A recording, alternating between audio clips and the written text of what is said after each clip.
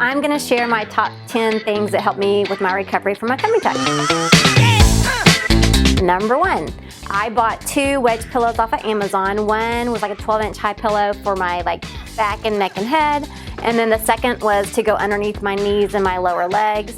I did my first 2 weeks of recovery on a sofa, which I thought was great to be able to get in and out of compared to my tall bed.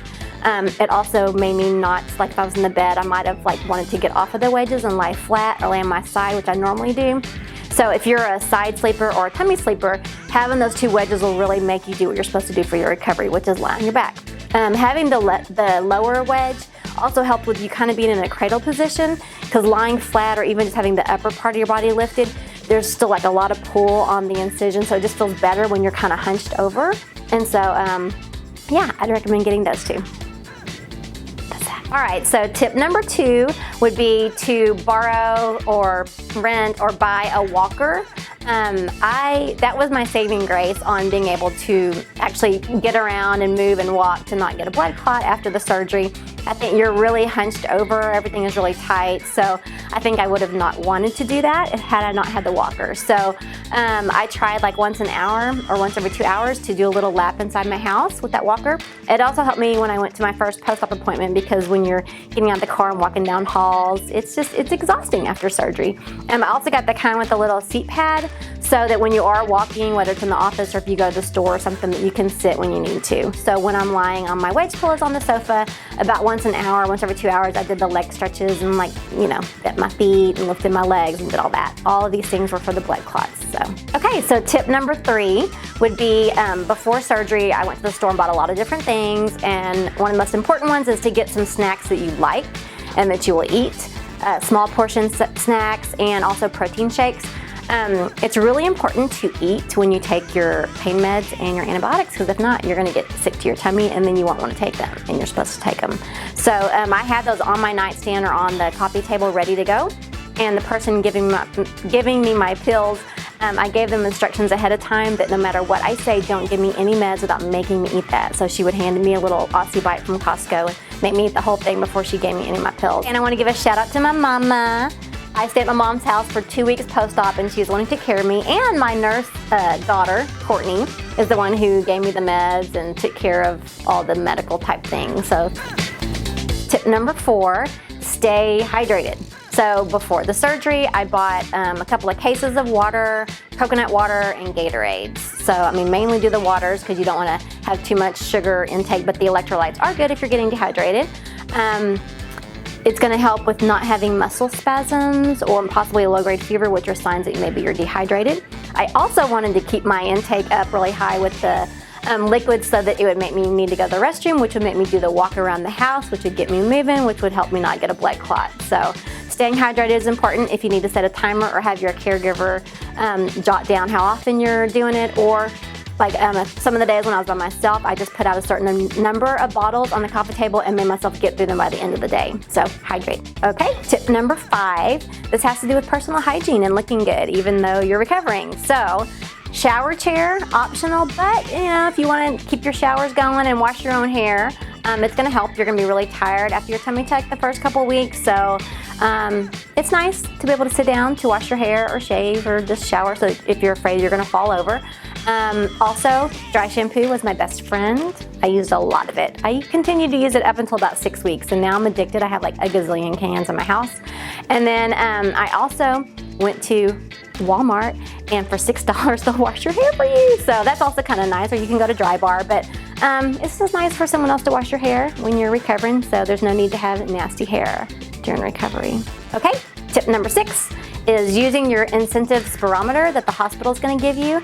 This is to ensure that you're breathing enough and your oxygen levels are up. And the way you use it is you just take a really slow, deep breath about 10 times every hour with the little device. It has a little bubble or a little foam piece that's going to rise or lower, showing you that you're breathing deep enough.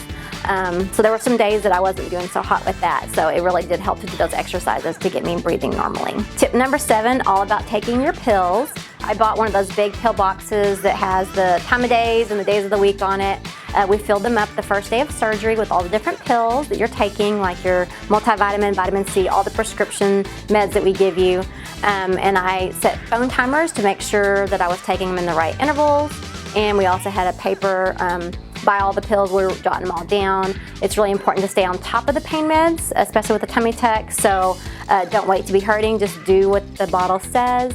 You'll know when you can start weaning off of it. Also make sure, like I said in an earlier tip, to be taking a little bit of food when you take your antibiotics and your pain meds so you don't get nauseated. Tip number 8 is all about the Spanx type outfit. So when you come out of surgery, you're going to have the medical garment on, or the surgical garment that Dr. Camp's going to give you.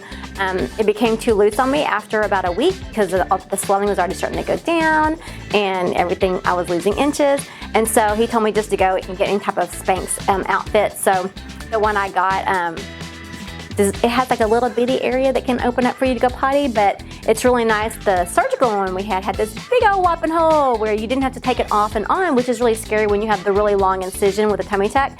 Be trying to take off a really tight garment over those incisions. So I just cut me a big old hole in the one I bought so that you basically can leave it on all day, and you just take off your pants and you just sit on the toilet and you can do your business, whether it's a 1-2, and not have to worry about taking it off and on. So I wore it 24/7 for, I think you're supposed to for probably about 6 weeks. I wore it for 8 weeks just for comfort, and I have a little dog that would jump on me and just help me feel protected. It helps with the swelling.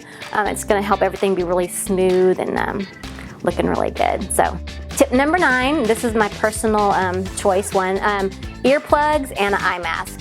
First of all, contoured eye mask has the little cups, looks like a little bra, so that you can still wear your mascara and you won't rub off your lashes on the flat kind. And then earplugs, because I was sleeping on the sofa the first 2 weeks, and my family thought that they should just hang out in the den and in the kitchen and make lots of noise and talk and eat and stuff when I was trying to recover. So it wasn't all about me, apparently. So with those 2 things, I was able to take a nap or sleep late as much as I needed to, because I could block out all light and sound. And I also put a little like a little sheet on my parents' front door so the sun wouldn't come in and bother me, because sleep and rest is important when you're recovering. Okay, tip number 10 is all about comfort. So one of the most frequent calls we get post-surgery is they haven't pooped and their tummy's hurting. So we do recommend starting stool softener a few days before surgery, and I continued it up to about a week post-op. The surgery itself and the pain meds can make you constipated. And then if that doesn't do the trick, you can do a little milk magnesia. It only took me 1 little dose, and it just everything worked. And then also, if you have like any blisters or like raw areas, you can put Aquaphor on those. That helps with that. If you're sore in any areas, we do not recommend heating pads, but you can do ice packs for cooling. And then also, my throat gets really dry and raw after the breathing tube for surgery, so I had some sugar-free throat drops that I sucked on for like the first several days. And if you know anything about sugar-free candy, if you eat a whole bag of them, it also helps the number 2 problem. So anyways, happy healing.